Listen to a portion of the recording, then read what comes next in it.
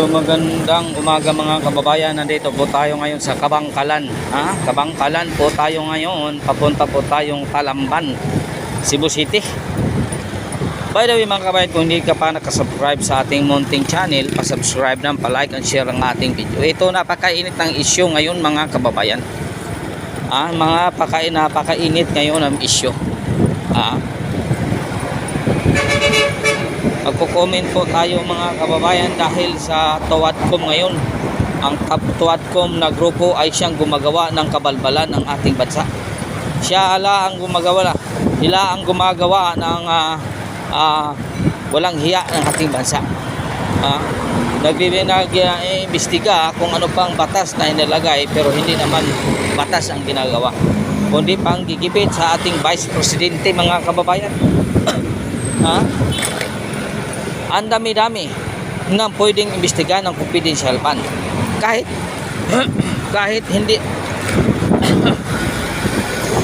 alam nila na ang confidential fund ay hindi pwede sabihin kasi confidential nga, hindi nila ito matindihan. Gusto nila mailagay kung anong line item. Dahil dito mga kababayan, ilalagay nila ang national security ng ating bansa. Confidential nga. Kung mayroon kang confidential, mayroon kang sinusunod ng batas, paano mo sasabihin? Ito pinupunduhan yan ng gobyerno mga kababayan para malutas ang insurgency ng ating bansa. Tumutulong ang ating Vice Presidente dahil ang kabataan ang target ng mga NPA. Marunong sila magsasalita laban sa gobyerno mga pakikibaka. May baka, dako ng baka, may baka. Anong klaseng baka yan? Kasi ang namumuno dyan, isang korap na opisyal. Hindi sila pwede makagalaw ng ganitong klaseng mga gawain kung hindi sila mag-NPA. Yan ang totoo mga kababayan. Isang korap tayo ito. Kaya may mga legal front sila, meron silang illegal. Meron silang illegal front itong nandun sa bundok. Legal front sila, nandito sila. Kaya binubusisi nila ang confidential. Paano sasabihin yan? Sinasabihan na kayo ng ombudsman, confidential nga. Paano mo masasabi? Paano mo ilalagay mo is confidential? May mga national security mission dyan na pwedeng hindi sabihin. For example karon, may tao kang pinasurveillance, pinasusundan mo, bakit hindi ka ba magbibigay ng pera dyan para makuha mo lang ang tamang informasyon? Kahit saan siya pumunta, kailangan ng pera. Kung sumasakay siya ng aeroplano, sasakay ka rin ng aeroplano. Kung pupunta siya sa ibang bansa, pupunta din siya sa bansa kasi sinusurveillance na kung ano talaga ang gawain nila. Hindi ito makaintindi itong TUADCOM. Maraming imbestiga. Kung mag-imbestiga na lang kayo ng confidential pa, mag-start kayo from the mayor, gobernador, to the vice president, to the president. Yan ang dapat tingnan ninyo. Kasi ang confidential pa ng presidente, napakalaki. Nasaan napunta ang confidential pa ng presidente? Bakit hindi niyo kini-question? Hindi niyo rin kini-question sa Congress ang inyong budget. Sinong nagbusisi sa budget ng Congress? Bakit hindi niyo inilagay kung gusto ninyo ng transparency sa taong bayan? Hindi niyo ilalagay kasi dito makikita sa taong bayan napakalaki talaga ng budget ninyo. Yun ang hindi matanggap ng taong bayan. Senate, bakit hindi kayo yung mga matinong senador yan? Robin Padilla, Senator Bato, Bongo, sino pa yan? Yung matitinong senador. Bakit hindi nyo binusisi sa Senate hearing yung budget ng Senate at ang budget ng Congress? Bakit naka-confidential yan? Bakit may wala pwede lang certification? Bakit walang resibo? Dapat ganyan. Dapat susunod si Sara ang manumuno na susunod na presidente. Dapat ganyan ang bibigyan ng pansin. Kasi dito nagsimula ang pinakamalaking corruption. Dyan talaga. Diyan talaga ang pinakamalaking korupsyon. Bakit? Hindi sila nagbibigay ng tamang liquidation ng kailang ginagastos.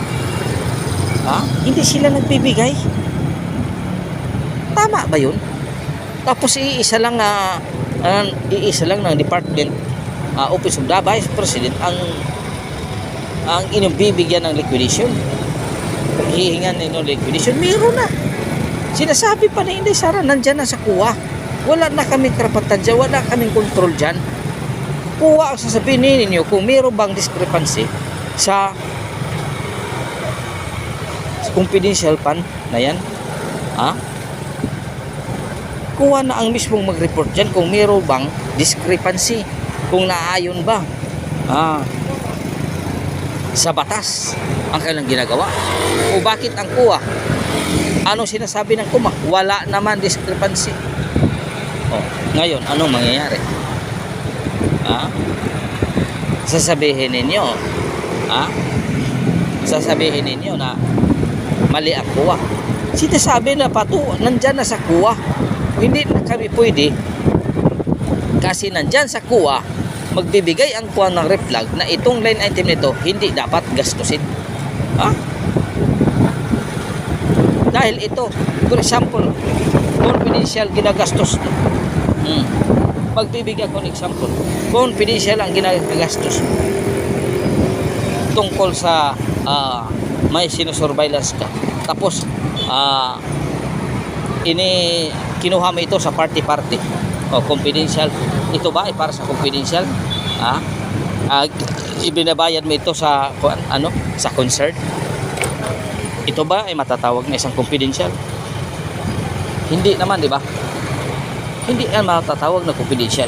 Kung ang isang bagay, kung ginagasgastusan mo ay may pinasusundan kang tao na ito ay naayon sa batas sa isang para mabigyan natin peace and order ating mamamayan, nakaline item yan. Pero kung ito ay binabayad mo lang sa isang concert, is not a confidential, di ba? Bakit binayad mo yan sa concert? Confidential yan, nga pera yan. Bakit binabayad mo sa concert? Iba yan. Iba yan, ang line item yan. Di ba? Kasi itong mga tuwadcom talaga napakahina. Mahina talaga. Kasi nandyan sila sa committee, hindi ka pwede magtanong sa kanila. Ikaw lang ang tatanungin. Tama ba yun? Mga kababayan, mag-share kayo ng katanungan para doon mabuo ang batas. Ikaw lang ang tatanungin, resource person. Kailangan isagot mo yes or no. Kapag mag-no ka, hindi pwede. Kailangan yes or no. Yes or no. Kapag hindi tama sagot, may i-contempt ka. Set on contempt ka kasi kuno yan. Hindi tama ang sinasagot. Attorney yan. Abogado yan. Alam niya ang batas. Samantala kayo, hindi kayo abogado.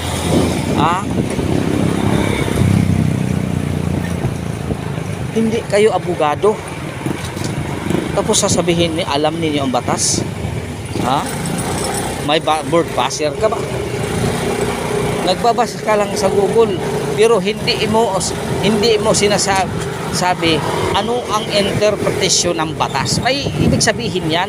Kahit sa paningin mo, sa inyong palagay, ganyan ang interpretation. Mali pala doon sa isang abogado nag-interpret ng isang batas.